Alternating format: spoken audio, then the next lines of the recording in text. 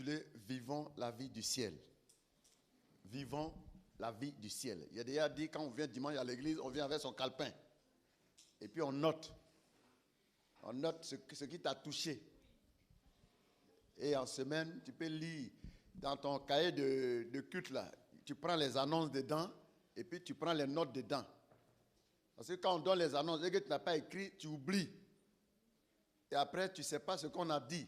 Le culte aussi, le message, tu prends note. Donc désormais, tout le monde vient avec un cahier de notes. Et puis il va corriger ton cahier de notes. C'est pas ça? Il va corriger. Ton cahier, si ce n'est pas bien entretenu. Si c'est un cahier français, là, tu auras 0. Vous savez que Dieu note les gens. J'étais responsable quelque part. Il y a un pasteur là, lui, il était rebelle. Tout ce que je dis là, il ne veut pas. Il s'oppose à moi, il m'attaque. Mais ici, ton chef, et puis tu ne me respectes pas, tu ne m'obéis pas. Et un matin, il est venu me voir au bureau en tremblant. Il dit, mais pasteur, qu'est-ce qui se passe? Il dit, je n'ai pas dormi cette nuit. Le Seigneur s'est révélé à moi et il dit, je ne t'obéis pas. Et puis il m'a noté. Il a dit, tu as eu combien? Il dit, il y a eu 9 sur 20. Il dit, bon, tu vois, tu n'as même pas la moyenne. Il dit, à partir de aujourd'hui, je vais te respecter. Il dit, mais une autorité est faite pour être obéie et respectée. Quand tu ne respectes pas une autorité, ce n'est pas une bonne chose. Donc, je l'ai béni, il est parti. Et puis, le temps de son séjour sur la terre était presque fini. Et 2 ans après, il est décédé. Vous voyez? Parce que chacun est là, chacun pense qu'il a encore... Bon, chacun souhaite vivre encore longtemps. Mais tu ne sais même pas si ton temps est fini. Vaut mieux bien faire les choses. On ne vit pas 2 fois, on vit une seule fois. C'est pourquoi les conseils, les paroles qu'on vous enseigne à l'église, prenez au sérieux. Tu ne sais pas si ton temps est fini. Pour mourir là, il n'y a pas vieux, il n'y a pas petit. Quand vous allez au cimetière là, il y a petit tombeau, il y a gros tombeau. Si vous voyez un tombeau qui est long là, il y a un grand dedans.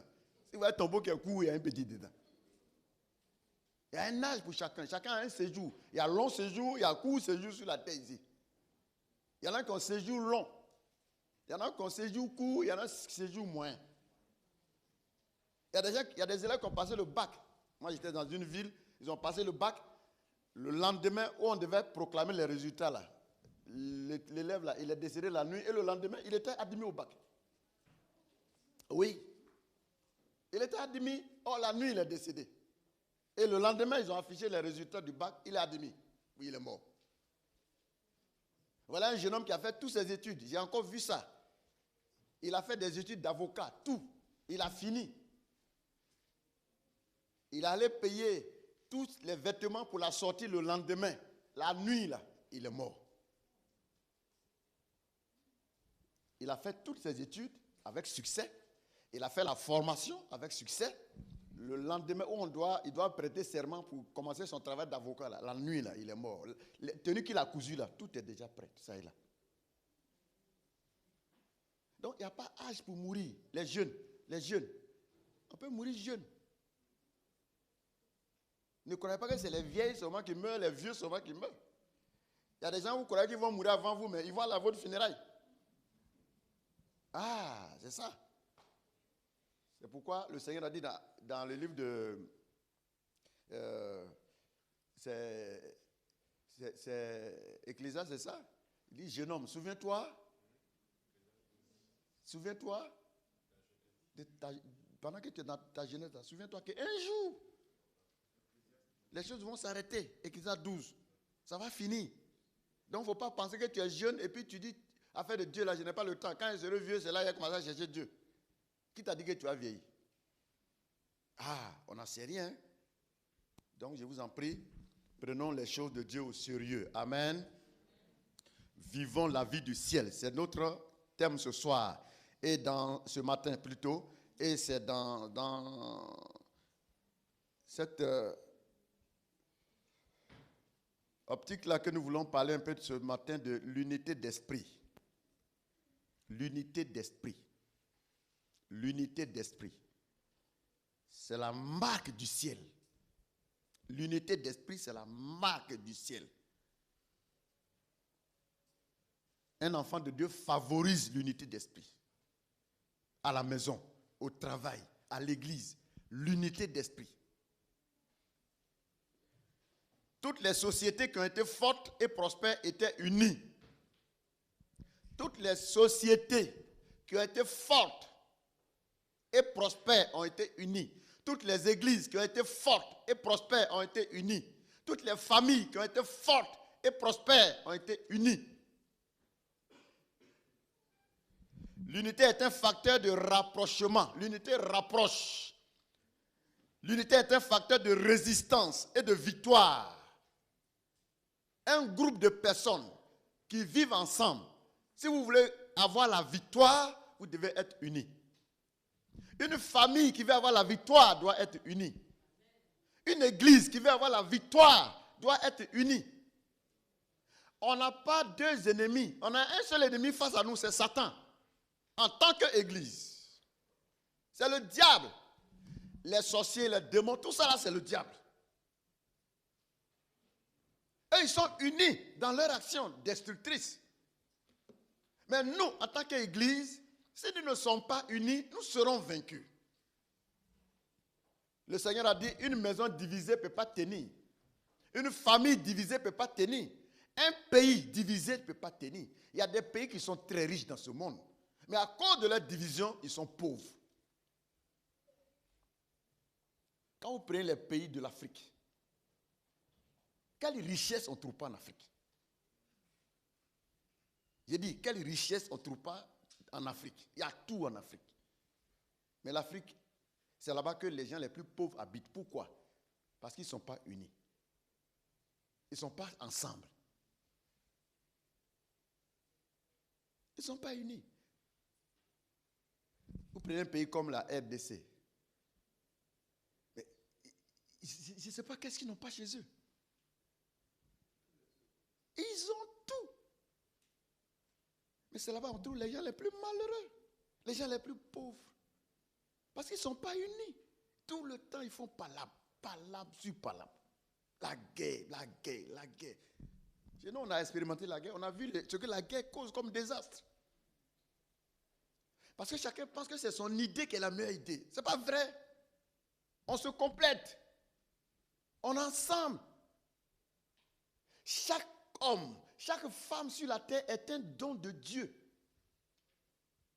Chaque être humain que vous rencontrez, c'est un don de Dieu. Il a quelque chose en lui que Dieu a mis en lui pour vous, pour la société, pour la nation. Il suffit de savoir l'utiliser, c'est tout. Chacun d'entre nous est une bénédiction. Dieu ne peut pas envoyer quelqu'un qui soit un problème pour l'humanité. Il n'est pas fou, il n'est pas bête, il n'est pas contre l'homme. Mais quelles que soient les richesses, le talent dont chacun de nous dispose, il va falloir être unis pour exploiter ces différents talents et les mettre à la disposition de toute la communauté.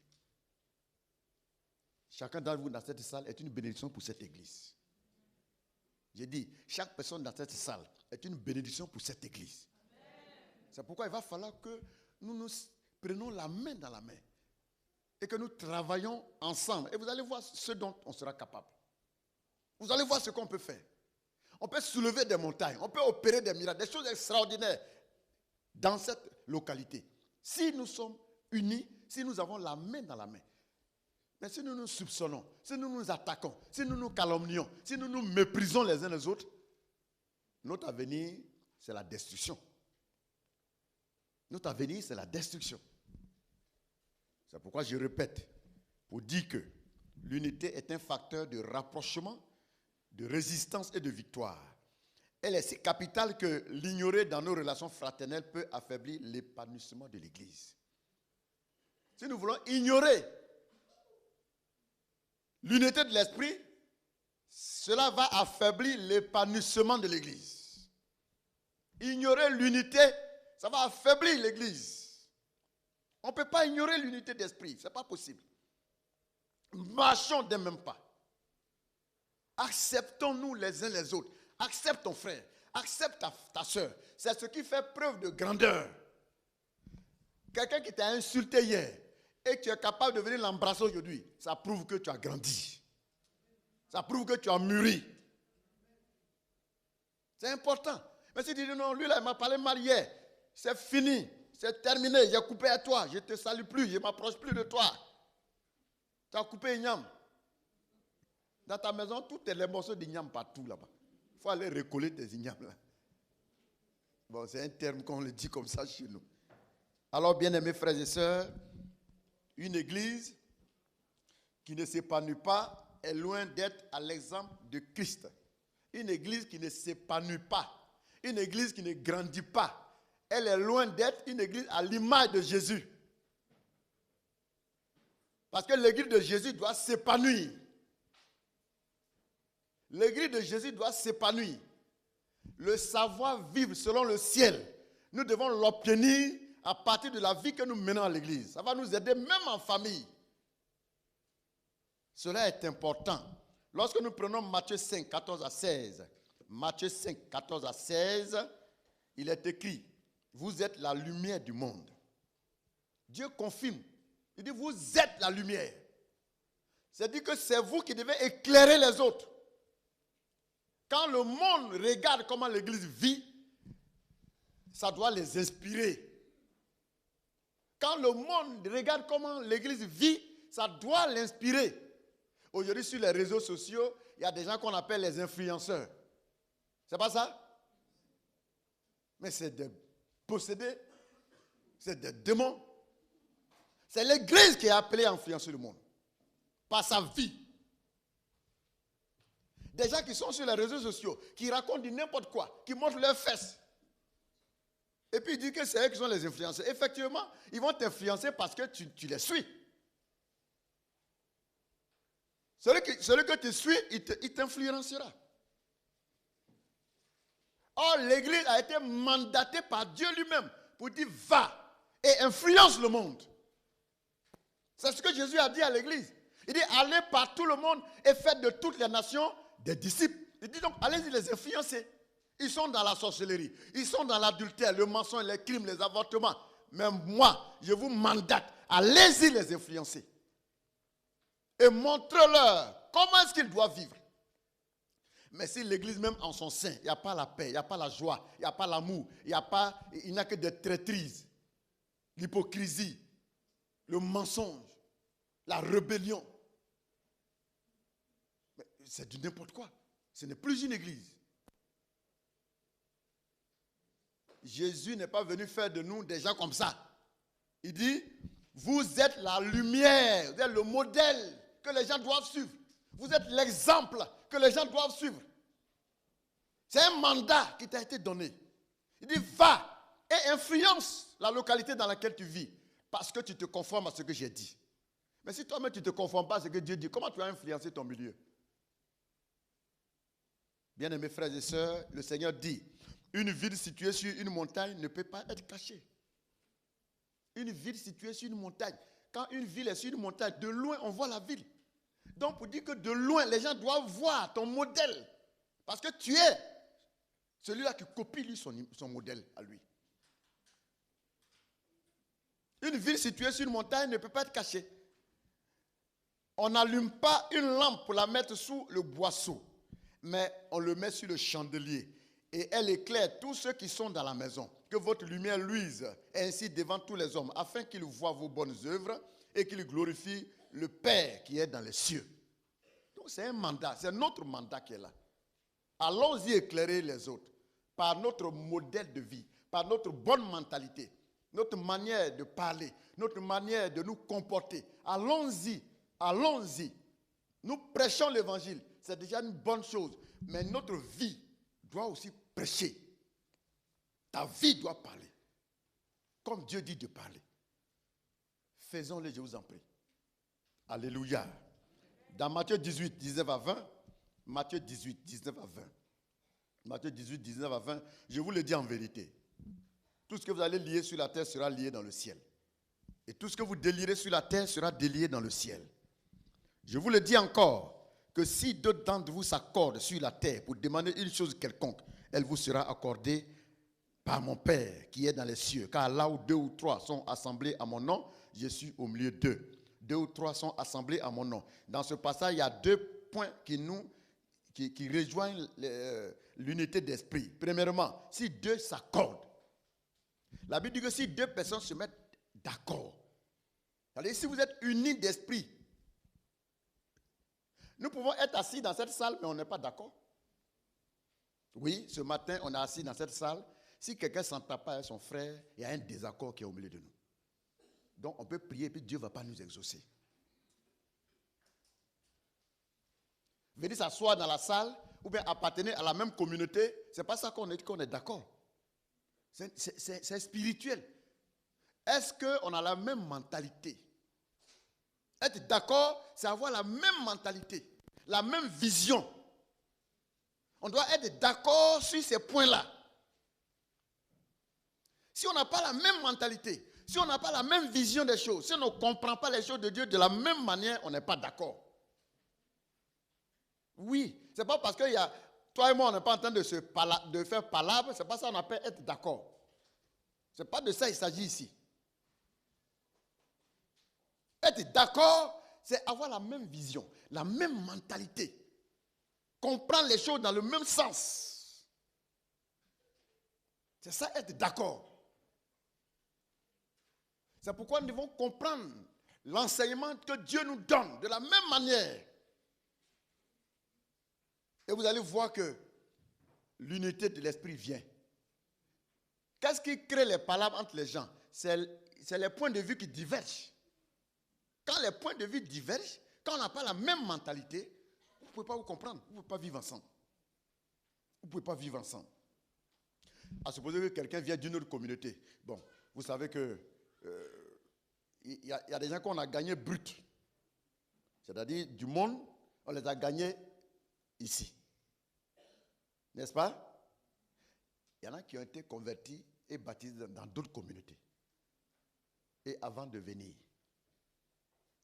Mais avant de venir là, il y a des enseignements que la personne a reçus qui l'ont formaté. Et quand la personne arrive, il y a certaines manières de faire ici qui le choquent. Parce qu'il n'est pas habitué à ça. La personne dit, mais ça là, je ne suis pas d'accord. Mais tu ne peux pas dire, je ne suis pas d'accord. Il faut chercher à comprendre et puis maintenant t'aligner. Et tu vas voir que la vie devient simple et facile.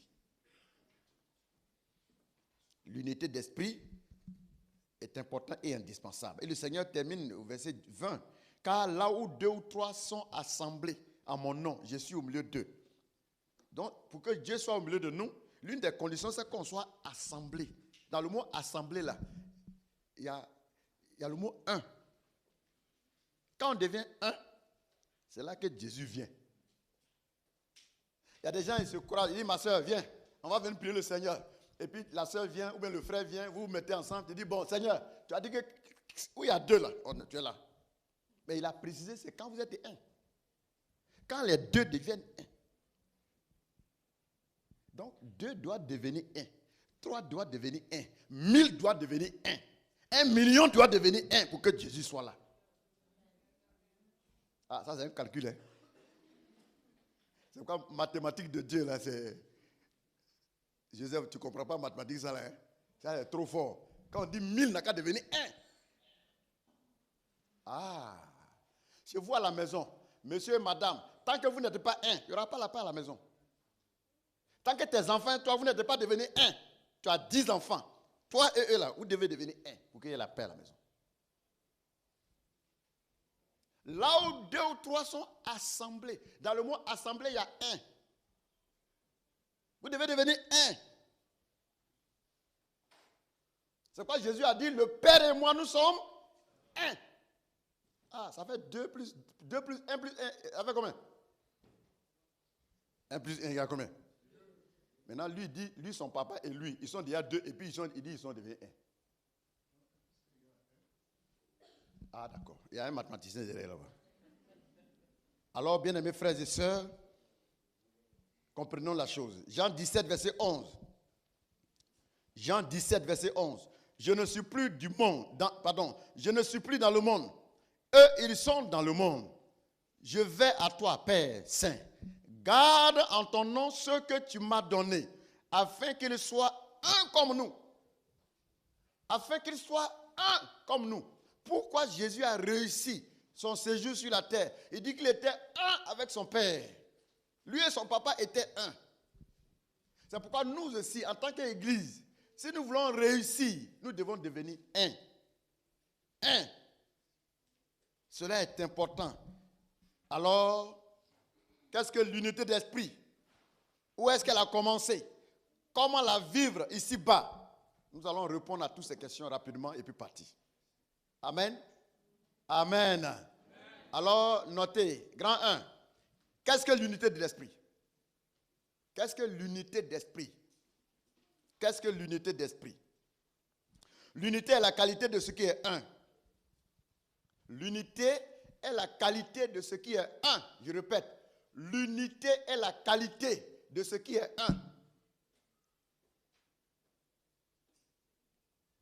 L'unité est la qualité de ce qui est unique et indivisible. Ce qui est unique et indivisible, c'est ça l'unité. On ne peut pas les diviser.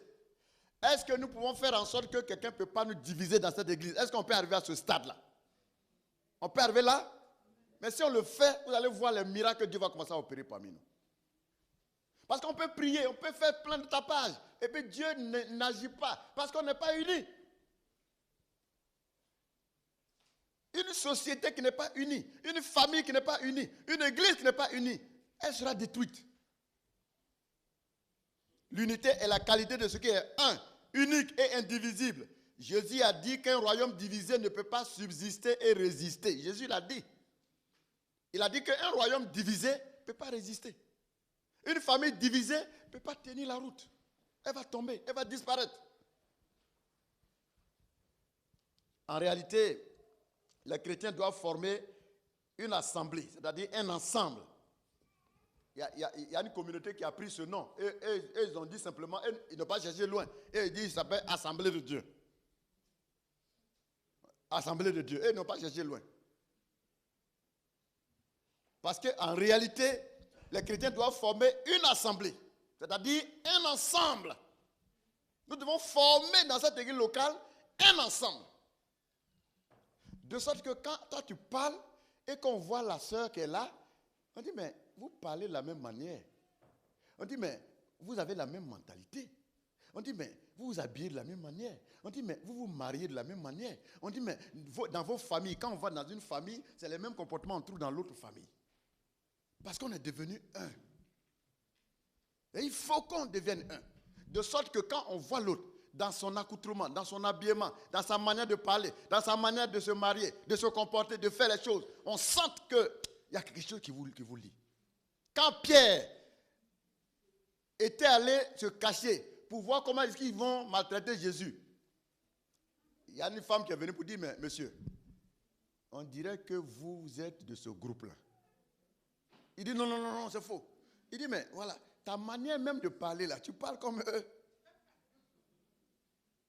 Ils l'ont détecté même par sa manière de parler. En 2020, je suis allé à l'aéroport, il y a un pasteur qui devait venir, je suis allé pour le recevoir. Il y a une dame qui est venue aussi pour recevoir quelqu'un qui devait arriver. Elle était habillée de façon simple comme nous l'enseignons aux œuvres et missions. Elle était bien voilée, sans boucle d'oreille. Avec, vous savez, quand c'est naturel, c'est beau. N'est-ce pas? Ce n'est pas les bric-à-brac là qui vous rendent belle. Dis avec moi, quand c'est naturel, c'est beau. Quand c'est naturel, vraiment c'est beau. Elle était toute belle, sans aucune parure. J'étais avec la missionnaire Adélaïde. Et j'ai dit, missionnaire, va demander à la dame là, est-ce qu'elle fréquente quelle église? Parce qu'on a cru que c'était une de nos sœurs. Vous savez, souvent nous pensons que c'est nous seulement qui nous sommes dépouillés. Il y en a aussi qui se sont dépouillés, bah, ils ont compris. Elle s'est approchée de la sœur, dit, mais madame, bonjour.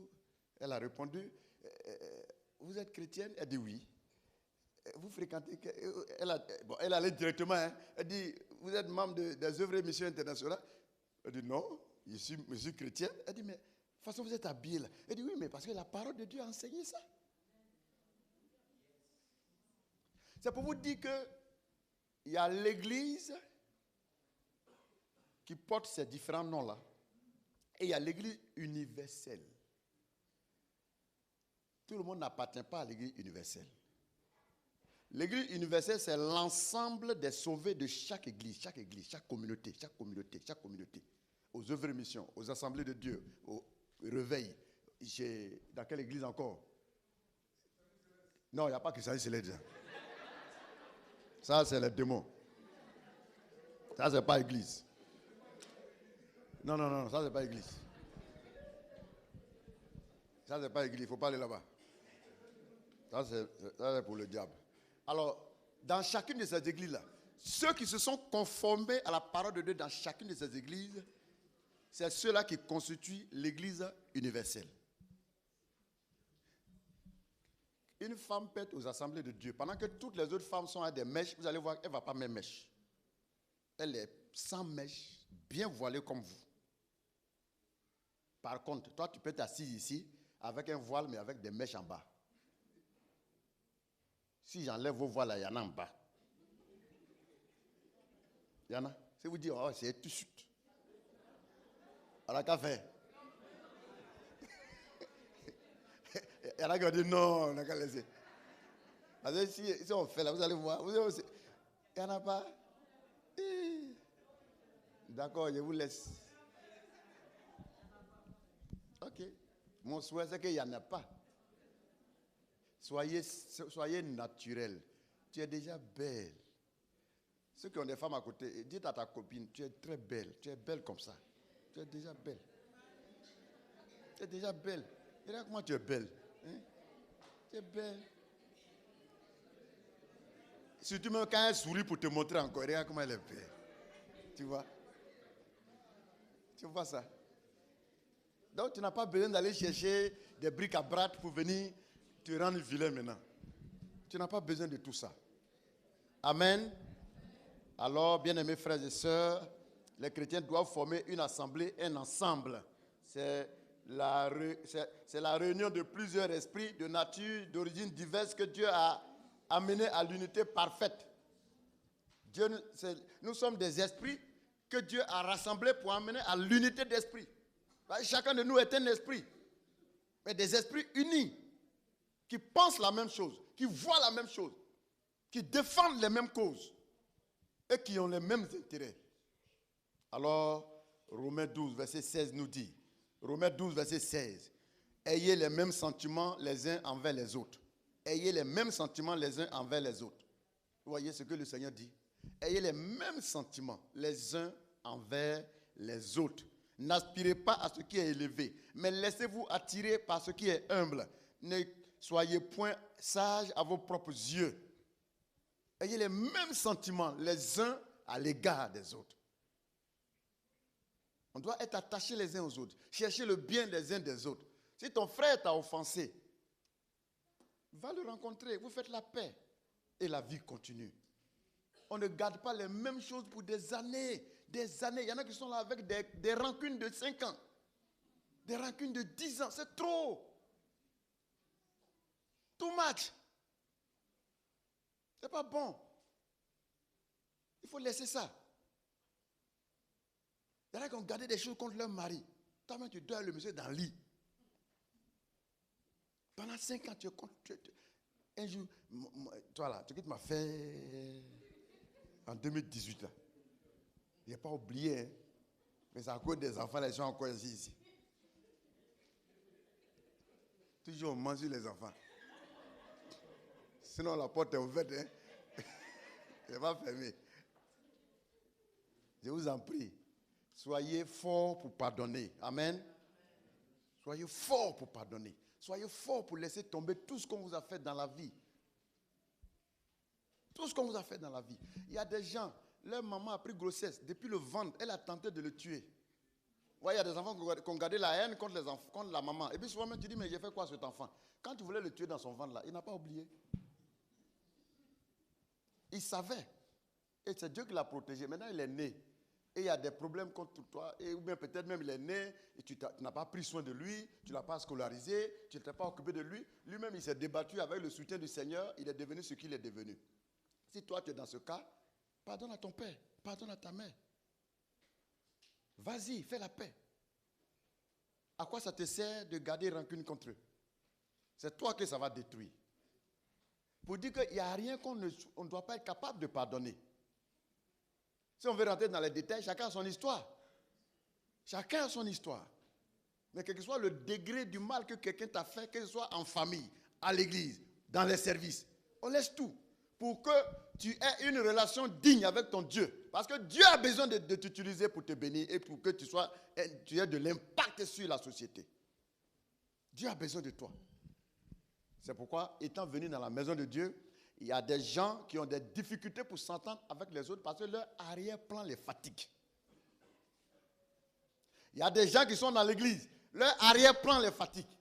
Parce qu'ils ont tellement été maltraités dans la société, ils ne font plus confiance à personne. Ils sont venus s'asseoir à l'église avec ces comportements-là, ces arrière-plans-là. Ça fait que tu t'entends avec personne.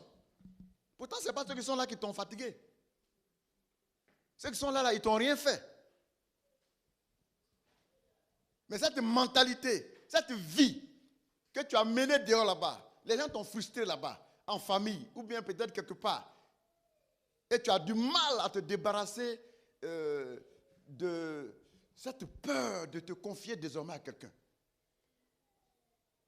Il y a des femmes qui ont été maltraitées par des gens dans leur vie, de sorte qu'elles ont peur des hommes maintenant. Elles se sont dit, garçon, ça c'est diable. Il n'a jamais fait confiance à un homme. Non, lui qui t'a maltraité là, ce n'est pas tous les hommes qui t'ont fait ça. Il y a des hommes qui ne sont pas capables de maltraiter une femme. Il y en a qui existent. Il y a des hommes qui existent qui sont bien. Tout comme il y a des femmes qui existent qui sont bien. Il y a des femmes qui ont maltraité leur mari aussi. De sorte que le monsieur même, il a peur de se marier désormais. Mais tout le monde n'est pas comme ça. Donc, ce que quelqu'un t'a fait quelque part là, tout le monde n'est pas comme cette personne-là. Donc, ne prends pas ça pour désormais te méfier de tout le monde. Non. Ne venons pas nous asseoir à l'église avec un arrière-plan qui continue de nous fatiguer et qui nous empêche de nous unir avec nos frères. Il y a beaucoup de gens, je le répète, leur vie passée les empêche de s'unir aux autres dans l'église. Parce qu'ils se disent que tout le monde est mauvais. Donc, je vais rester dans mon coin. Mais si chacun est dans son coin, qui sera au milieu ici? Toi, tu es dans ton coin. Moi, je me mets dans mon coin. Donc, finalement, on ne va même plus venir ici. Donc, quittons nos coins. Venons ensemble. Venons former une assemblée. Dieu veut qu'on forme une assemblée. Dieu veut qu'on constitue un ensemble. Il ne faut pas continuer de soupçonner que tel est mauvais, tel est mauvais, tel est mauvais. Et toi qui passes ton temps à calomnier les autres aux autres, tu crées la division. Quand tu appelles un frère, et Hippolyte, est-ce que tu as vu, comment tu t'appelles? Tu as entendu parler de Gontran? Mais Gontran, il est mauvais, hein? Avec sa barbe là, il est mauvais. Gontran est parti chez moi hier, il a pris crédit. Et puis, non, depuis 5 ans, il a pris crédit, il n'a pas payé mon crédit. Si tu le vois, si je viens chez toi, là, vous ne pouvez pas donner, il ne paye pas crédit. Bon, Hippolyte, il n'a rien à voir dans votre affaire. Maintenant, toi, tu appelles Hippolyte et tu calomnies Gontran. Désormais, quand Hippolyte voit Gontran, il voit en lui un mauvais gars. Pourtant, il n'y a rien entre eux. Et puis maintenant, lui, Hippolyte, si lui aussi sa bouche ne se ferme pas, il va aller voir Nekam. Il dit, Nekam, il paraît que Gontran, il est mauvais.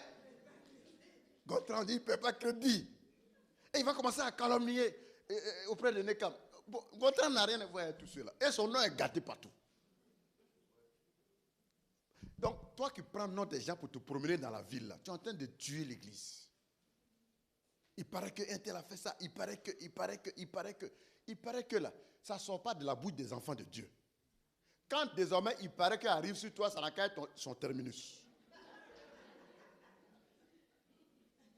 C'est comme il y a des gens qui prennent leur téléphone, les réseaux sociaux. Quelqu'un fait un message, il dit, bon, si tu aimes quelqu'un, il faut lui transférer ça. Hein? Vous vous souvenez? Moi, quand ça arrive chez moi, c'est son terminus qui arrive. Parce que je ne transfère à personne. Je ne transfère pas.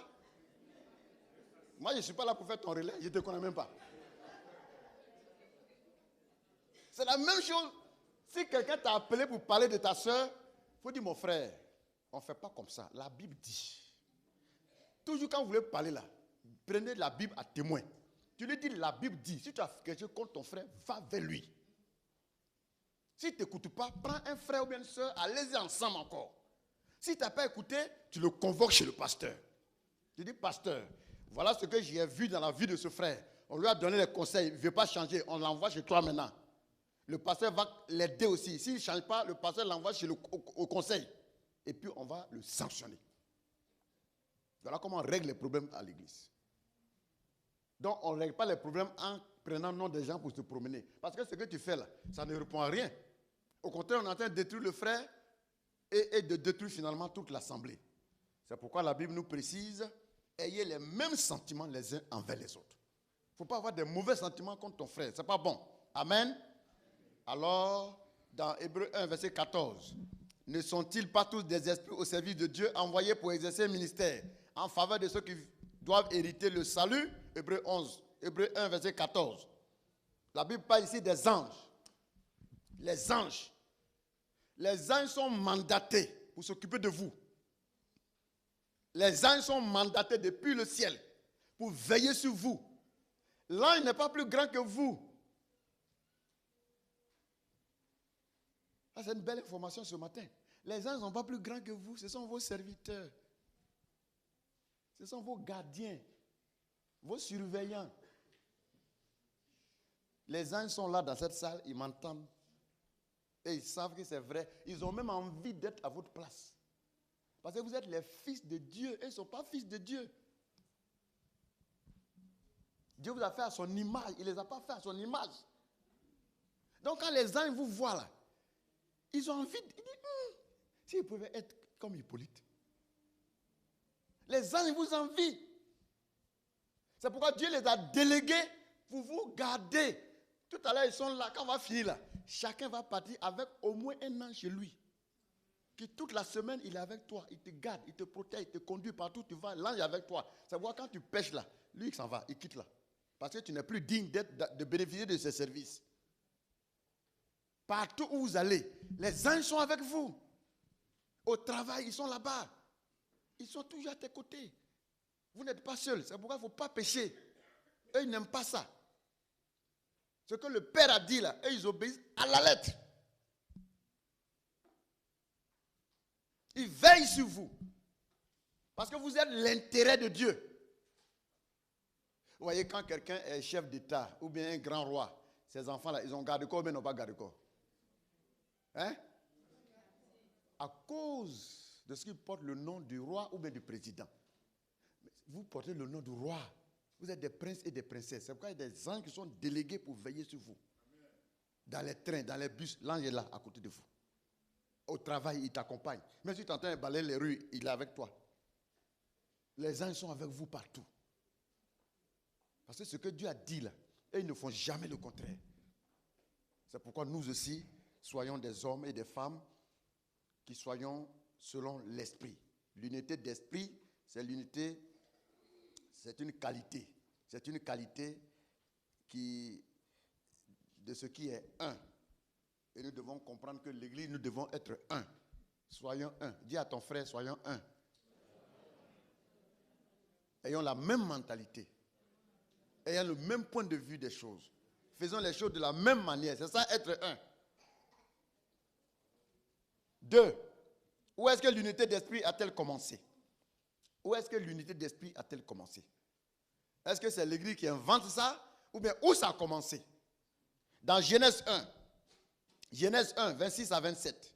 Genèse 1, 26 à 27. Puis Dieu dit, faisons l'homme à notre image, à notre ressemblance, et qu'il domine sur les poissons de la mer, sur les oiseaux du ciel, sur le bétail, sur toute la terre, sur tous les reptiles qui rampent sur la terre. Dieu créa l'homme à son image, il le créa à l'image de Dieu et créa l'homme et la femme. D'où vient l'unité d'esprit? La Bible dit que au commencement de toutes choses, Dieu a fait l'homme et la femme à son image, c'est-à-dire unis à lui. Dieu nous a fait unis à lui. Il nous a fait un comme lui, ressemblant à lui, fonctionnant comme lui, avec son caractère. L'image de Dieu fait allusion au caractère de Dieu. Quand quelqu'un dit je suis image de Dieu, ça fait allusion à ton caractère. C'est-à-dire que tu as le même caractère que Dieu. Quand tu n'as plus le caractère de Dieu, tu n'es plus son image. Et le caractère de Dieu est décrit dans Galates 5, 22. Citez-moi le caractère de Dieu. Galates 5, 22. Pardon? On parle un à un. L'amour, oui. La patience, la bénignité, la joie, la douceur, la tempérance, la maîtrise de soi, la bonté, la bienveillance. Vous voyez, la paix. Donc, quand toi, tu te comportes contrairement à ces choses-là, tu dysfonctionnes. C'est un dysfonctionnement. C'est-à-dire, tu n'es plus son image. L'image de Dieu fait allusion à son caractère. Pendant que la ressemblance de Dieu fait allusion à son mode de fonctionnement. Quand on dit qu'on est la ressemblance de Dieu, ça veut dire qu'on fonctionne comme Dieu fonctionne. Or, comment est-ce que Dieu fonctionne? Dieu fonctionne par la foi. C'est pourquoi il a dit que sans la foi, personne ne peut plaire à Dieu. Sans la foi, personne ne peut plaire à Dieu.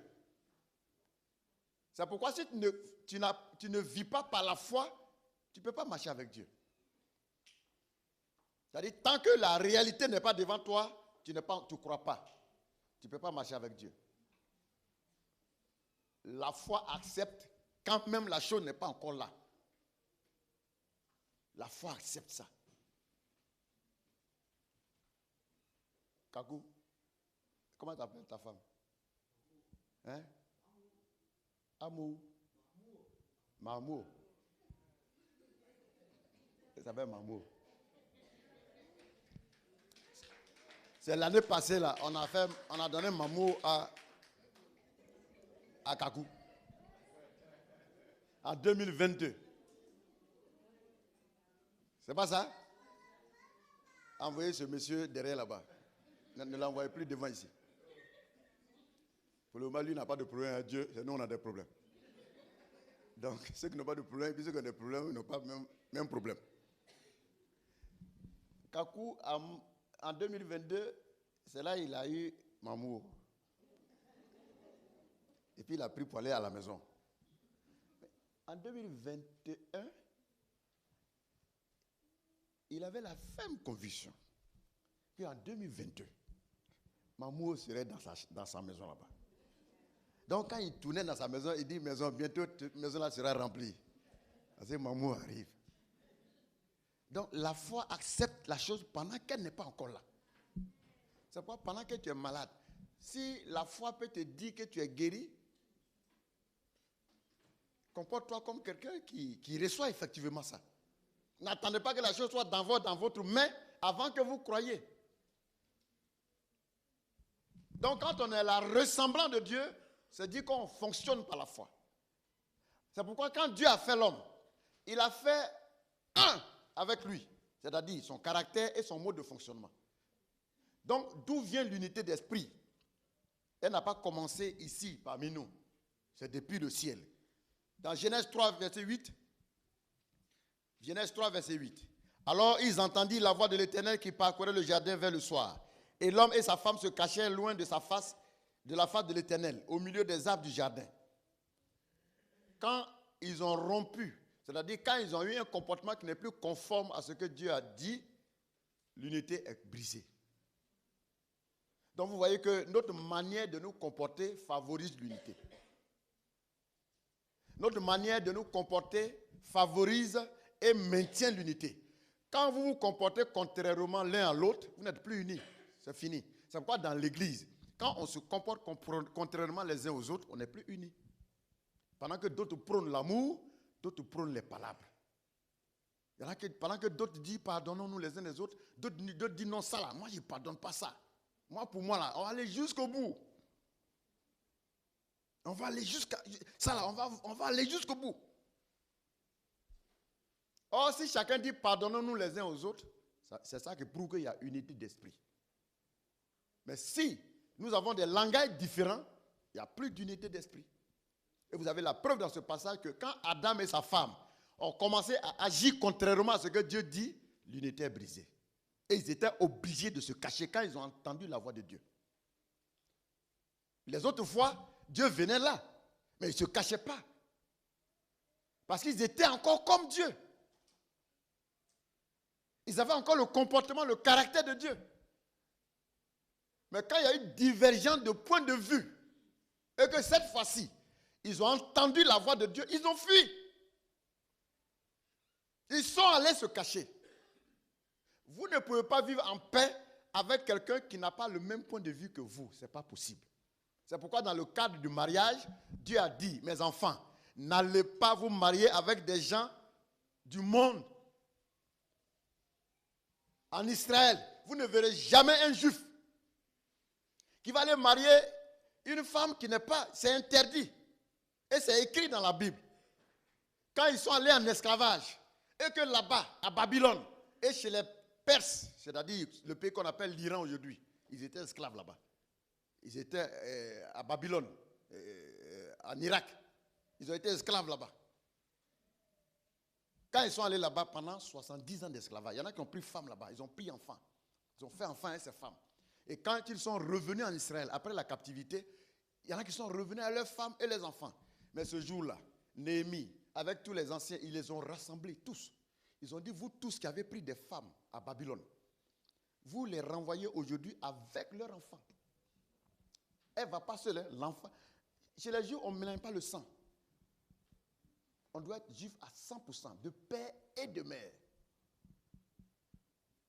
On ne mélange pas le sang. Parce que c'est ce que Dieu leur a dit. Dieu leur a dit, quand vous serez arrivés à Canaan, gardez-vous de marier les autres femmes des autres peuples. Parce que, à cause de ça, je vais vous perdre. Je n'ai pas envie de vous perdre. Dieu est jaloux à cause de vous. Dieu est très jaloux. Vous savez, quand on aime, on est jaloux. Vous ne verrez jamais un homme voir sa femme dans les bras d'un autre homme et puis il est là et puis il sourit. Ma chérie, si tu vois ça, ton mari là, il faut le convoquer à la justice. Parce qu'il ne t'aime pas. Moi, je pense que c'est la même chose aussi chez les femmes, mais les hommes pensent que les femmes sont bêtes.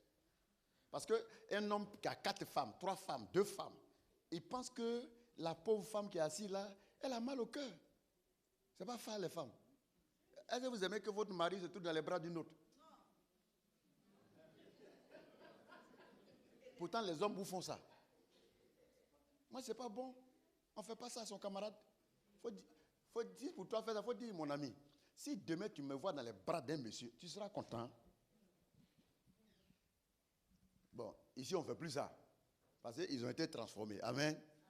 Voilà. Ouais, ils sont ici tranquilles maintenant, leur barbe. Ils sont tranquilles maintenant, ils ne font plus ça. Dieu les a délivrés. Ils n'ont plus 4 femmes, 3 femmes. Ils sont une seule femme maintenant. Ils sont tranquilles. Même quand il n'est pas marié, il dort chez lui tranquille. Jusqu'à ce qu'il trouve femme. Alors, continuons de rester dans cet esprit. Donc, Dieu va nous montrer que quand Adam et sa femme lui ont désobéi, vous allez constater que ce jour-là, Dieu est venu dans le jardin les rencontrer. Ils ont fui. Parce que l'unité d'esprit a été brisée. Pour dire que quand on ne fait plus les choses de la même manière, ça crée la division. Donc nous devons faire les choses de la même manière. Quand un frère, une soeur veut se marier à l'église, on doit faire les choses de la même manière. Les MCFA, c'est ça. On doit faire les choses de la même manière. De toute façon, on a fait le mariage de l'autre, on doit faire le mariage de l'autre de la même manière. Quand on fait les choses de la même manière, c'est ça qui prouve l'unité d'esprit. Quand on parle de la même manière, c'est ça qui prouve l'unité d'esprit. Cela est important à comprendre. Depuis donc le royaume céleste de Dieu, en passant par le jardin d'Éden, l'unité a toujours existé. L'unité aussi sera le résultat de l'unité avec Dieu. Quand l'ordre fut perturbé, Dieu a chassé le perturbateur de sa présence. Quand l'ordre fut perturbé, Dieu a chassé le perturbateur de sa présence. Adam et sa femme ont été chassés. Adam a été excommunié avec sa femme. On les a excommuniés. Ce n'est pas seulement l'église qui a excommunié les gens. Dieu a excommunié Adam. de sa présence, et puis il a fermé l'église. Parce qu'il y avait 2 brebis dans son église. Dieu avait 2 brebis. Et les 2 brebis ont péché. Il a excommunié les 2 brebis et puis il a fermé l'église. Jardin d'Éden là, est-ce que vous avez vu un jour? Hein? Même les archéologues font les recherches depuis là, ils n'ont jamais vu Jardin d'Éden. Pourtant, ça a bel et bien existé. Dieu a fermé l'église, le temple. Et Jésus est revenu pour venir réouvrir le temple. Et c'est ce temple-là dans lequel toi et moi nous sommes désormais. Jésus est venu réouvrir le Jardin d'Éden. Et le jour de la Pentecôte, l'esprit qui était dans le Jardin d'Éden est venu sur la terre. Donc le temple a été réouvert. Le culte a repris. Donc nous sommes les nouvelles brebis. Donc l'histoire de Adam et sa femme qui ont été excommuniés là, ça doit nous enseigner. Nous enseigner à comprendre que nous devons absolument nous comporter selon l'ordre établi par Dieu. Alors, bien-aimés frères et sœurs, l'Éternel, vous voyez, Jésus était uni au Père pendant son séjour sur la terre. Jésus était uni à Dieu. Jésus a été uni à Dieu. Et dans Jean 8, verset 16, il dit, si je juge, mon jugement est vrai. Car je ne suis pas seul, mais le Père qui m'a envoyé est avec moi. Il dit, si je juge, je ne suis pas seul. Le Père qui m'a envoyé est avec moi. Dieu était avec Jésus. Et Jésus est resté uni à Dieu. C'est pourquoi il a gagné tous ses combats. C'est pourquoi même il a été ressuscité. Si Jésus n'était pas uni à Dieu, quand il est mort là, il allait rester dans le tombeau. Vous voyez, l'unité d'esprit. Ça va nous donner la victoire. Amen. Le Saint-Esprit agissait aussi en conformité avec Jésus-Christ. Nous sommes membres d'un système dont les éléments sont liés. Nous sommes membres d'un système dont les éléments sont liés. L'Église fait de nous des membres d'un système dont les éléments sont liés. Je ne suis rien sans toi, tu n'es rien sans moi. Parce que nous sommes d'un système dont les éléments sont liés. Qui a déjà vu chaîne de vélo? Vélo, il y a la chaîne. Vous connaissez ça? Les éléments, on les appelle les maillons. Quand les maillons sont soudés, ça peut faire avancer. Ça peut faire avancer. Même dans le moteur de la voiture, il y a des chaînes. Il y a des moteurs où il y a chaînes dedans. Et ce sont des maillons, les maillons qui sont attachés, qui font la chaîne. Et quand un maillon est coupé, c'est fini, l'engin s'arrête. C'est terminé. C'est pourquoi retenons que nous sommes d'un système dont l'unité fait la force. Quand on devient un là, nous serons forts. Nous serons forts. Personne ne peut faire ce qu'il veut et ce qu'il pense indépendamment et au mépris des autres. Dans l'église, personne ne peut faire ce qu'il veut et indépendamment au mépris des autres. Ça n'existe pas à l'église. On dit, bon, je m'en fous de tout le monde. Je fais ce que je veux. À l'église, quand tu fais cela, tu vas casser l'église. Ça n'existe pas au ciel. Dans le royaume de Dieu, on ne fait pas comme ça. On est attachés les uns aux autres. Et chacun joue un rôle. Et c'est cet ensemble-là qui fait que ça marche. Tout le monde est important. Tout le monde est utile. Tout à l'heure, c'est moi qui suis en train de parler. Vous tous, vous êtes en train d'écouter. Mais après, ceux-là vont chanter. Et lui, il s'occupe là-bas des appareils. Lui, il est là-bas à la batterie, au piano. Chacun, quand on va sortir d'ici, pendant la semaine, on va entendre les mamans en train d'intercéder pour l'église. Il y en a qui prient à minuit. D'autres prient à 13h. Il y en a qui prient à 5h du matin. Toi qui n'es pas dans le groupe de 5h là, tu es en train de ronfler. Pendant qu'ils sont en train de prier pour toi. Les samedis, Lazare, lui il va sortir avec son groupe. Ils vont aller prêcher. Pendant que toi et moi, on n'en est pas là-bas. Lui il est en train de travailler, c'est toujours pour l'assemblée. Il y a des démarches administratives. Pendant que tu n'es pas là-bas, d'autres sont en train de faire des démarches administratives. Tout à l'heure, Touré est venu là. Il a parlé de notre gestion pour nous éclairer. Pendant que lui, il est en train de faire ça. Vous voyez ses cheveux là, tout est tombé aussi. Parce que ça demande beaucoup de recherche et des efforts. Pendant que lui, il fouille même les virgules, il fait sortir les virgules. Pour voir si la gestion est claire. Pour venir, tout à l'heure, et regardez. Tout à l'heure, il est venu là en 10 minutes et il vous a fait le point. Mais c'est le travail des heures. Donc pendant que lui, il fait ça, il y a Ori, où il est. Lui, il est en train de diriger les églises de maison. Kofi, lui, il est en train de faire des programmes pour chasser les démons. Les diacres, ils sont au travail. Donc, vous voyez que chacun est important à son poste. Personne n'est inutile. Tout le monde est important.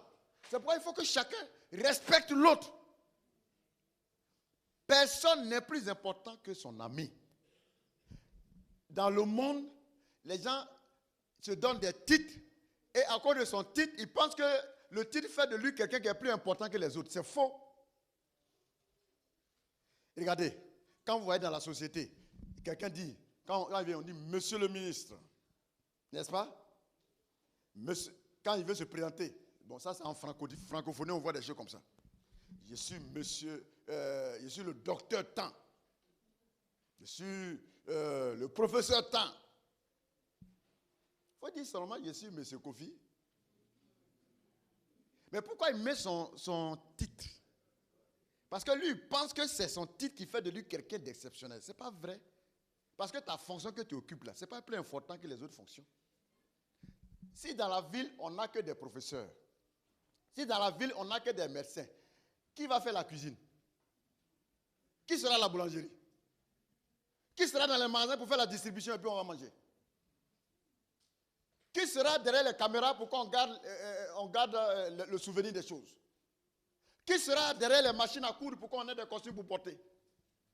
Qui sera dans la rue pour ramasser les ordures? Si tout le monde est docteur, si tout le monde est professeur, si tout le monde est boulanger, tout le monde ne peut pas être une seule chose. Parce qu'il faut tout.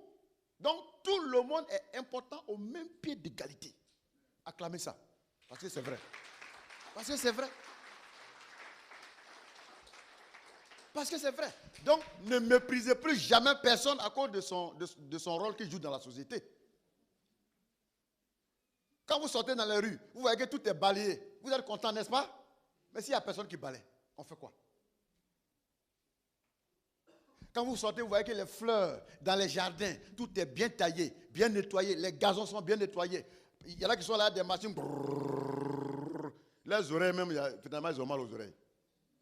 Pour que toi, quand tu passes, tu dis, oh, mais c'est beau. Oh, c'est beau. Est-ce que tu sais que quand c'est beau, ça fait du bien à ta santé? Tu sais ça? Donc, son action te guérit. Pendant ce temps, quand tu passes, tu craches sur lui. Ce n'est pas sérieux. C'est pourquoi tout le monde est utile. Et à l'église, tous les postes qu'on a donnés à chacun là, c'est utile. C'est pourquoi on a créé ce poste-là. Amen. Voilà la jeune fille qui est là-bas. Quand elle prie à la maison, quand tu pries pour nous, hein? Vous voyez que c'est important. Alors, bien aimés, nous sommes en train de terminer. C'est pourquoi nous allons terminer par voir rapidement comment vivre en unité d'esprit. Comment vivre en unité d'esprit. Comment vivre en unité d'esprit. Donc, d'où vient l'unité d'esprit? Ça a commencé au ciel. Amen. Amen. Maintenant, comment vivre ça? Aussi nombreux que nous soyons sur la terre et dans l'église, chacun est le résultat d'une union. N'est-ce pas? Aussi nombreux que nous soyons sur la terre et dans l'église, chacun est le résultat d'une union. Tout à l'heure, si je demande à quelqu'un de nous dire le nom de son papa et de sa maman, il va dire le nom de sa papa et sa maman. Qui n'a pas de père et de mère? Est-ce que ça existe? C'est vrai que maintenant, la société, ils sont en train de créer ça. Bientôt, il n'y aura plus de père. Ça a commencé. N'est-ce pas?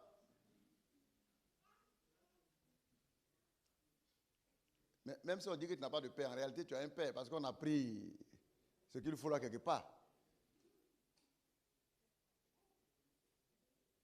Bien-aimés, nous sommes tous le résultat d'une union, c'est-à-dire 2 personnes se sont fait un à un certain moment pour que tu viennes à l'existence. Un homme et une femme à un certain moment se sont fait un, sont devenus un pour que tu sois assis dans cette chaise aujourd'hui. Vrai ou faux? Chacun de nous tous, on a le résultat d'une union. Et nous devons alors, et nous pouvons vivre l'unité en ayant les dispositions suivantes. Pour vivre l'unité d'esprit, voici les comprimés que je vous donne ce matin. Avalez-les. Il faut dire à ton voisin, ce que le pasteur va dire là, il faut avaler ça. Il ne faut même pas jeter. Comprimé là, il faut avaler. Il faut avaler comprimé qui va venir tout de suite. Il faut avaler ça. Amen. Et le comprimé là, il est valable ici à l'église comme à la maison chez vous. Si vous voulez l'unité d'esprit. Si vous voulez l'unité, il faut avaler le comprimé qui vient là. Alors, nous devons et nous pouvons vivre l'unité d'esprit. Voilà les dispositions qu'il faut adopter. Premièrement, considérer son prochain comme soi-même. Si vous allez quelque part, si vous voulez qu'il y ait la paix et l'unité d'esprit, considérez les autres comme vous. Il ne faut pas te dire supérieur aux autres. Qu'est-ce qui crée les désaccords et les palabres dans les groupes? Parce qu'il y a un qui pense qu'il est mieux que les autres. Tu n'es pas mieux que moi. Moi, je ne suis pas mieux que toi. À cause de ma peau, à cause de la langue que je parle, à cause de mon groupe ethnique, à cause du pays d'où je viens, à cause. Mais c'est quoi tout ça? Non. C'est Dieu qui a créé les langues. C'est Dieu qui a créé la couleur des peaux. Donc ça ne te fait pas supérieur à ton ami. C'est pourquoi, si tu veux qu'il y ait l'unité parmi nous, il faut considérer ton prochain comme toi-même. Considère l'autre comme toi. Tu vas devenir un agent de réconciliation, un agent de paix. Au travail, à l'église et à la maison. Si tu considères les gens comme tu te considères, partout où tu vas passer, il y aura la paix là-bas. Mais tant que tu vas penser que tu es supérieur, je ne sais pas si ça existe dans les autres pays, mais chez nous, dans mon pays, d'où je viens, il y a des ethnies qui pensent qu'ils sont supérieurs aux autres. Et puis ils sont orgueilleux comme ça. Tu les vois même, tu as pitié de Dieu, on dirait crapaud. Qu'est-ce qui fait que tu penses que tu es supérieur à ton ami? Il y a quoi dans ta tête? On est même chose. Voilà notre maman. Elle a fait des filles et des garçons. Ce sont ses enfants. Et puis parmi eux, il y a un des enfants qui regarde l'autre et dit, moi je suis mieux que toi. On est sortis de même ventre là. On a même père, même mère. Tous les êtres humains sur la terre. Si vous croyez que la Bible est la vérité, la Bible dit que tous les êtres humains ont leur papa s'appelle Adam. Vous croyez à ça? Maintenant pourquoi tu penses que tu es supérieur à quelqu'un? C'est ton frère, c'est ta soeur. On a la même chose. Donc premièrement, premier comprimé, considérez le prochain comme soi pour qu'il y ait l'unité d'esprit. C'est pourquoi dans Matthieu 5, 46 à 48, Matthieu 5, 46 à 48, je répète, Matthieu 5, 46 à 48. Si vous aimez ceux qui vous aiment, quelle récompense méritez-vous? Si vous aimez ceux qui vous aiment, quelle récompense est-ce que tu mérites? Les publicains aussi n'agissent-ils pas de la même? Et si vous saluez seulement vos frères, que faites-vous d'extraordinaire? Les païens aussi n'agissent-ils pas de la même manière? Soyez donc parfaits comme votre Père Céleste est parfait. Il ne faut pas aimer seulement ceux qui t'aiment. Amen. Il faut aimer surtout ceux qui ne t'aiment pas. Il faut aimer les gens qui ne t'aiment pas. Ce sera la preuve que tu es quelqu'un qui cherche l'unité d'esprit. Ce sera la preuve que tu es un rassembleur. Les rassembleurs là, ils aiment leurs ennemis. Mais ceux qui divisent là, ils aiment seulement ceux qui les aiment. Ce n'est pas bon. Aimez ceux qui ne vous aiment pas. Il faut aimer ceux qui ne t'aiment pas. Il faut aimer ceux qui ne t'aiment pas. Et ça va être un élément pour aider à rassembler autour de toi. Deuxième comprimé. Il faut se voir comme un complément de l'autre. Il faut se voir comme un complément de l'autre. Il faut se voir comme un complément de l'autre. Ça veut dire que tu n'as pas tout. Ça veut dire que tu ne peux pas tout. Ça veut dire que tu ne sais pas tout. Si tu veux qu'il y ait l'unité d'esprit dans l'église, Il faut voir l'autre il faut te voir comme un complément de ton frère. Ce que tu ne peux pas faire là, lui, il fait ça. Ce que tu ne connais pas là, lui, il connaît ça. Ce que tu ne sais pas là, lui, il sait ça. Il faut te voir comme un complément de l'autre. C'est-à-dire, il faut bannir l'autosuffisance. Il faut bannir l'autosuffisance dans l'église. Il y en a qui s'autosuffisent. Ils pensent qu'ils n'ont pas besoin de quelqu'un. Ce n'est pas vrai. Dis à ton voisin, tu as besoin de moi. Il faut lui dire ça. Tu as besoin de moi. Tu as besoin de moi. Il faut bannir l'autosuffisance. Tu as besoin de moi. J'ai besoin de toi. C'est pas ça, Moïse. Tu as besoin de moi, non? Moi aussi, j'ai besoin de toi. Il faut bannir l'autosuffisance. Si on veut que l'église prospère, si on veut qu'il y ait l'unité d'esprit, il faut bannir l'autosuffisance. Amen. Il ne faut pas te croire au-dessus des gens. Ce n'est pas normal, ce n'est pas vrai non plus. Troisième comprimé. Il faut vaincre la calomnie et le péché. Il faut vaincre la calomnie et le péché. Troisième comprimé. Il faut écrire. Il faut vaincre la calomnie et le péché. Partout où il y a les calomnies, il y aura la division. Et là où il y a la division, vient le désordre, vient l'échec, vient le chaos. Il faut vaincre la calomnie et le péché. On ne doit pas tolérer le péché dans l'église.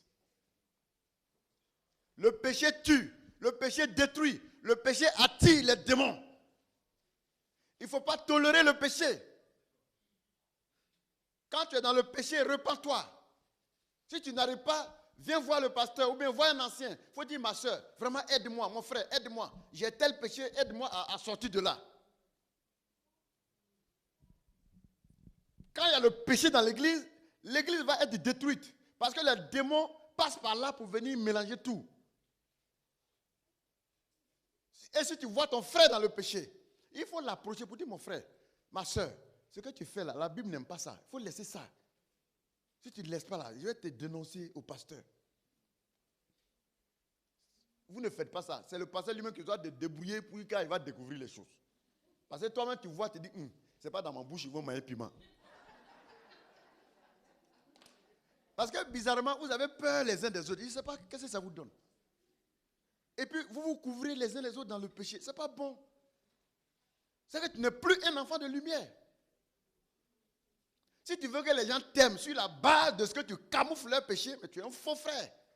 Tu es une fausse sœur. Celui qui aime, il dénonce. Quand on aime quelqu'un, on le dénonce. Après l'avoir aidé, s'il ne veut pas changer là, on le dénonce. Parce que tellement tu l'aimes, tu ne veux pas qu'il soit détruit. C'est ça l'amour. Tu as vu ton frère, ta soeur, il est dans le péché. Tu vas vers lui d'abord. Tu l'aides. Tu dis, mon frère, ça là, c'est pas bon. Il faut laisser ça. Si tu as écouté la Bible, dit que tu l'as gagné. Mais s'il ne veut pas laisser, tu dis, ma soeur, je vais te dénoncer. Parce que je t'aime trop. Il faut ajouter ça dessus. Tu vas lui dire, je ne peux pas te voir dans le péché comme ça et puis il me taire. Je vais te dénoncer. Si tu ne changes pas, je vais te dénoncer. Parce que je t'aime. Parce que souvent, quand on les dénonce, ils pensent que tu ne l'aimes pas. Non, ce n'est pas parce qu'on ne t'aime pas. C'est pour que tu sois sauvé. C'est pour que Dieu soit et continue d'être avec toi. C'est pourquoi, troisième comprimé, il faut vaincre la calomnie et le péché. J'ai dit premier comprimé, considérer le prochain comme soi-même. N'est-ce pas? Ça, c'est le premier comprimé. Pour que, comment vivre l'unité d'esprit? Comment on vit l'unité d'esprit? Ça, c'est de façon pratique, je vous donne maintenant les choses. Comment on vit l'unité d'esprit? Premièrement, considérer son prochain comme soi-même. Deuxièmement, il faut se voir comme le complément de l'autre, c'est-à-dire bannir l'autosuffisance. Il faut bannir l'autosuffisance. Troisièmement, vaincre la calomnie et le péché. Il faut vaincre les calomnies et le péché dans l'église. Et vous allez voir, il y aura l'unité d'esprit. Quatrièmement, se considérer comme un membre d'une même famille. Quatrièmement, se considérer comme les membres d'une même famille. Se considérer comme les membres d'une même famille. Comment on vit l'unité d'esprit à l'église? Il faut se considérer dans l'église comme les membres d'une même famille. Comme les membres d'une même famille. Comme les membres d'une même famille. Écoutez-moi bien. Quand vous êtes membre d'une même famille biologique, la famille de sang, là, Est-ce que vous vous faites du mal les uns aux autres? Vous voyez? Maintenant, pourquoi quand on vient à l'église, on dit on est des frères et sœurs spirituels? Ça doit être la même chose aussi. On doit considérer l'intérêt de l'autre, l'intérêt de l'autre, l'intérêt de l'autre. De toute façon, on se traite en famille, on aime notre frère de sang à la maison là. Il faut aimer aussi tes frères et sœurs spirituels aussi. Il faut te comporter avec eux aussi de la même manière et même plus. C'est important. Alors, comment vivre l'unité de l'esprit? Il faut se considérer comme membre d'une même famille. 5e comprimé. Nous sommes des frères et sœurs. Nous sommes des frères et sœurs. Et c'est pourquoi vous vous appelez frères et sœurs. Nous sommes des frères et des sœurs. Quand tu dis mon frère, ma sœur, effectivement, j'ai l'habitude de dire dans les églises, ce n'est pas normal qu'on s'appelle monsieur Tant, madame Tant. Ça met des fossés. À l'église, on ne dit pas à quelqu'un monsieur. On ne dit pas à quelqu'un madame. Parce que le mot monsieur, madame, ça c'est des termes du haut là-bas. Parce que monsieur, c'est quand tu vas te découper là, c'est-à-dire le maître. On n'est pas des maîtres ici. À l'église, on utilise les termes de la famille. À l'église, on utilise les termes de la famille. Un enfant peut dire à l'autre, tonton, tanti. Non, ce n'est pas cousin ici, c'est des frères. On n'est pas des cousins.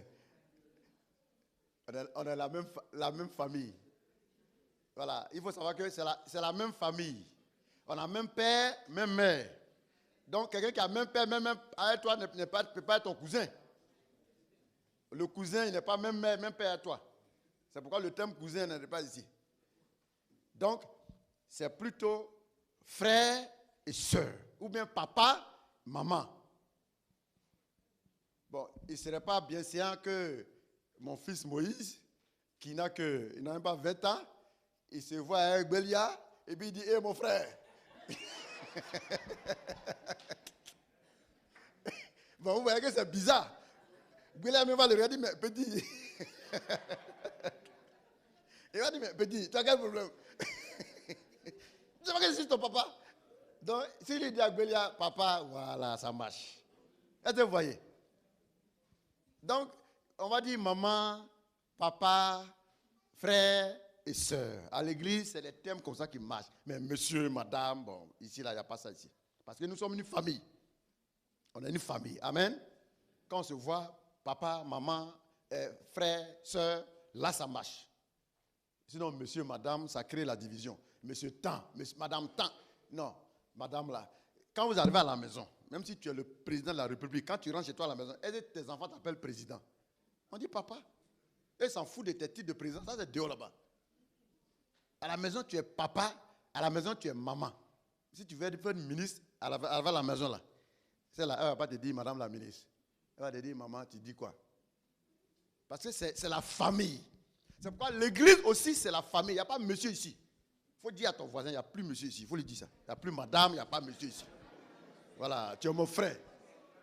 Tu es mon frère, tu es ma soeur. Est-ce qu'on a compris?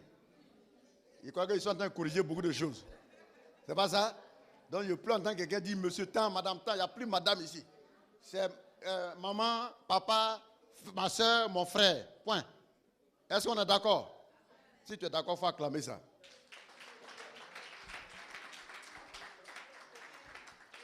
Comment vivre en unité d'esprit? Le dernier comprimé. Le dernier comprimé, s'unir dans le malheur comme dans la joie. Quand on est des frères et sœurs, quand il y a l'unité d'esprit, il faut vivre, il faut s'unir dans le malheur comme dans le bonheur. Quand il y a un frère qui a un bonheur, le petit là, il nous envoie un bébé dimanche prochain. Alors, on va s'unir avec lui et puis on va se réjouir. Parce qu'on vient d'avoir, vous voyez, il y a des évangélisations, on ne sort pas dans les rues pour les faire. Lui, il a évangélisé, il nous envoie une nouvelle brebis la semaine prochaine. Donc, on va se unir avec lui et puis on va fêter ça. Vous voyez, c'est la joie. Par contre, notre soeur, elle a perdu sa maman. Donc, dimanche, c'est prochainement, on va se rendre là-bas chez elle pour dire, ah, vraiment, nous sommes venus t'apporter notre réconfort. Il y a le frère dans la semaine qui a perdu son beau-père, Madou, et sa femme est là. Voilà, donc vous devez l'appeler pour dire, frère, vraiment, on a appris la nouvelle, vraiment, toutes mes condoléances, soient fortifiées. Quand on est unis en esprit, c'est comme ça on fait. Mais ton frère a un malheur, et puis ça ne te dit rien. Ton téléphone là, toi tu prends le temps pour aller calomnier les gens, mais appelle un frère pour lui dire, Yako. Bon, Yako, bon, je ne sais pas comment on dit ça chez toi. Mais condoléances. Donc faites-le. Parce que dans l'unité d'esprit, on s'unit dans le malheur comme dans le bonheur. Et je termine pour conclure, pour dire que dans le royaume de Dieu, ici-bas, parmi les élus de Dieu, personne ne peut vivre sa relation avec le Père sans accepter son prochain qui est face à son image. Dans le royaume de Dieu, personne ne peut vivre. Personne ne peut vivre sa relation avec Dieu sans accepter son prochain. Personne ne peut vivre dans le royaume de Dieu sans accepter son prochain. Ce n'est pas possible. Si tu n'acceptes pas ton prochain, tu es en train de faire du faux. Tu es en train de faire du faux, donc repens-toi. Dieu veut voir un peuple uni dans les mêmes liens et les mêmes sentiments, car l'unité est la source de toute victoire. L'unité est la source de toute victoire. Je répète, l'unité est la source de toute victoire. L'unité à la maison, au travail, à l'église, est la source de toute victoire. Ne dit-on pas que l'union fait la force? Et le sage n'a-t-il pas dit que deux peuvent résister plus que un? Deux peuvent résister plus que un. Il est donc impérieux que chaque chrétien, membre à part entière de la famille de Dieu, vive cette unité dans son entourage. Ainsi, notre vie influencera positivement notre entourage et l'Église pourra refléter effectivement la gloire céleste sur la terre. Que Dieu vous bénisse et que sa grâce soit fortement avec chacun au nom de Jésus. Nous allons nous tenir debout. Nous allons remercier le Seigneur.